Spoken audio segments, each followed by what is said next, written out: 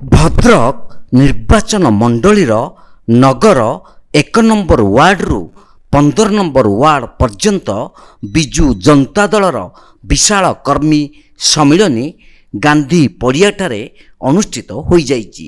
ଏହି ସମ୍ମିଳନୀରେ ବିଜେଡି ସାଂସଦ ପ୍ରାର୍ଥିନୀ ମଞ୍ଜୁଲତା ମଣ୍ଡଳ, ବିଧାୟକ ପ୍ରାର୍ଥୀ ପ୍ରଫୁଲ୍ଲ ସାମଲ, ବ୍ଲକ ଅଧ୍ୟକ୍ଷା ଉର୍ମିଳା ନାୟକ, ଭଦ୍ରକ ମ୍ୟୁନିସିପାଲିଟିର ଅଧ୍ୟକ୍ଷା ଗୁଲମୁଖୀ ହବିବ, ପୂର୍ବତନ ବ୍ଲକ ଚେୟାରମ୍ୟାନ ଜଗନ୍ନାଥ ସ୍ୱାଇଁ, ବରିଷ୍ଠ କାର୍ଯ୍ୟକର୍ତ୍ତା ଉପସ୍ଥିତ ରହିଥିଲେ।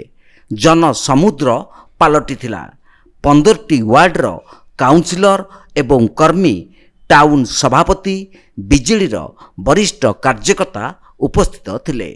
ମାନନୀୟ ସାଂସଦ ମଞ୍ଜୁଲତା ମଣ୍ଡଳ କହିଥିଲେ, ଭଦ୍ରକ ଜିଲ୍ଲାର ଉନ୍ନତିମୂଳକ କାର୍ଯ୍ୟ ହୋଇଛି। ଆଗାମୀ ଦିନରେ ବହୁ ଉନ୍ନତିମୂଳକ କାର୍ଯ୍ୟ ହେବ। ମୁଖ୍ୟମନ୍ତ୍ରୀଙ୍କୁ ଷଷ୍ଠ ଥର ପାଇଁ ଏଥର ନିର୍ବାଚିତ ହେଉଛନ୍ତି, ତେଣୁ ତାଙ୍କ ହାତ ମୁଠାକୁ ଟାଣ କରିବା ପାଇଁ ଶଙ୍ଖ ଚିହ୍ନରେ ଭୋଟ ଦେବା ପାଇଁ ଆହ୍ୱାନ ଦେଇଥିଲେ। ଭଦ୍ରକ ବିଧାନସଭା ପ୍ରାର୍ଥୀ ପ୍ରଫୁଲ୍ଲ ସାମଲ କହିଥିଲେ, ଆଗାମୀ ଦିନରେ ବିଭିନ୍ନ ଉନ୍ନୟନ କାମ ନିଶ୍ଚିତ କରାଯିବ। ଭଦ୍ରକ କଲେଜକୁ ୟୁନିଭର୍ସିଟି କରାଯିବ। ଭଦ୍ରକରେ ମେଡିକାଲ କଲେଜ ମାନ୍ୟବର ମୁଖ୍ୟମନ୍ତ୍ରୀ ନବୀନ ପଟ୍ଟନାୟକ କରିବେ ବୋଲି କର୍ମୀମାନଙ୍କୁ ପ୍ରତିଶ୍ରୁତି ଦେଇଥିଲେ। माननीय मुख्यमंत्री नंबर 1 मुख्यमंत्री अच्छा और विभिन्न योजना जी योजना जन्म रू नहीं मृत्यु पर्यंत आम समस्ते उपकृत हो समस्ते सबू योजनार भरपूर लाभ उठाऊँ। तो आज ये उपस्थित अच्छा आमर जो एमएलए प्रार्थी एवं एमपी प्रार्थिनी प्रफुल्ल सामल महोदय और मंजुलता मैडम से माने भी ये आज प्रतिश्रुति देते भद्रक जहाँ भी विकास रही जाती भद्रक को आगु को नवा कथा नहीं ना बहुत शीघ्र सेटा सबू से माने पूरण करेंगे।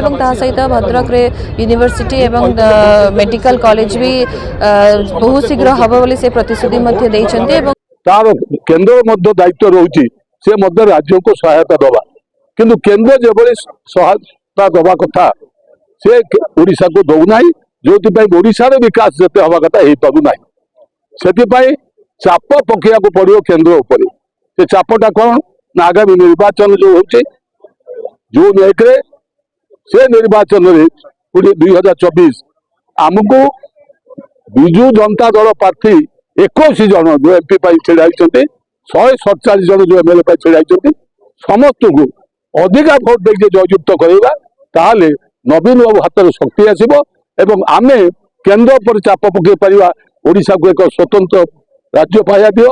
पौरपालिकार 1 नंबर वार्ड रु 15 नंबर वार्ड मध्य जी वार्ड अच्छा 15टी वार्ड कर्मी सम्मेलन अनुष्ठित होता माने आमर ऐतिहासिक पड़िया गांधी पड़िया ठारे एथर गोटे विराट समावेश होता। विशेषकर आमर जो विधायक प्रार्थी प्रफुल्ल सामल थे एवं आमर सांसद प्रार्थिनी मंजुलता मंडल थे एवं आप देखिए जनसमुद्र होता है जहाँ आम आकलन बाहर रास्ता घाट सब संपूर्ण मैंने पूरा जनसमुद्र हो जाता।